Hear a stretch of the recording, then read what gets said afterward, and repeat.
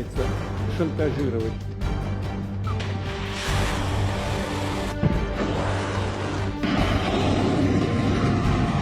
रूस यूक्रेन जंग को 1000 दिन पूरे हो चुके हैं। अब तो अमेरिका में नए राष्ट्रपति भी आने वाले हैं। ऐसे में ये सवाल उठ रहा है कि रूस यूक्रेन जंग आखिर खत्म कब होगी? क्या यूक्रेन पर कब्जे के बाद ही रूसी राष्ट्रपति पुतिन रुकेंगे, या फिर कीव पर परमाणु मिसाइल गिरने के बाद यूक्रेनी राष्ट्रपति जेलेंस्की झुकेंगे? खबर बड़ी तेजी से आ रही है कि यूक्रेन के महत्वपूर्ण हिस्सों पर रूस की सेना जबरदस्त तरीके से वापसी कर जमीनों को फिर से वापस ले रही है, जिस पर यूक्रेनी सेना के चलते रूसी सेना पीछे हटी थी। लेकिन अब रूस का रौद्र रूप सामने है। खुद यूक्रेन ने अभी ये जानकारी दी है कि बीती रात यूक्रेन पर रूस ने 1000 से ज्यादा ड्रोन दाग दिए थे, जिन्होंने भीषण तबाही मचाई। अब रूस और यूक्रेन की जंग बेहद खौफनाक अंजाम की तरफ बढ़ रही है। इसकी बड़ी वजह यह है कि यूक्रेन ने अमेरिकी और ब्रिटेन के हथियारों से रूस पर हमला करना शुरू कर दिया है। लेकिन रूस ने उतनी ही ताकत से अमेरिकी और ब्रिटेन की मिसाइलों को गिराने की दया नहीं दिखाई। देखा जाए तो यूक्रेन अब नेटो देशों की हथियारों की बदनामी कराने में जुटा हुआ है। लेटेस्ट अपडेट ये है कि रूस ने यूक्रेन की तरफ से दागी गई और नेटो की तरफ से मिली 8 मिसाइलों को मौत के घाट उतार दिया। रूस का ये पलटवार यूक्रेन को भीतर तक हिला गया है।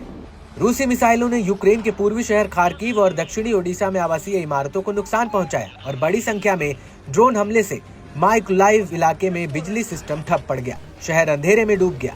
वैसे भी यूक्रेन अंधेरे और बिजली की कमी से जूझ रहा है, लेकिन इस बार के रूस के मिसाइल हमलों और ड्रोन हमलों से यूक्रेन के पूर्वी शहर खार्किव और दक्षिण शहर ओडेसा को भारी नुकसान झेलना पड़ा।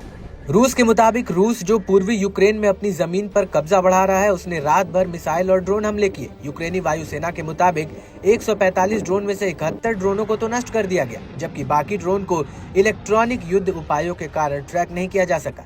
रात भर कीव के निवासियों ने हमले के ड्रोन के इंजन की आवाज सुनी और कुछ स्थानों पर स्वचालित गन फायर की आवाज भी आई, क्योंकि एयर डिफेंस सिस्टम ड्रोन को नष्ट करने की कोशिश में जुटी हुई थी।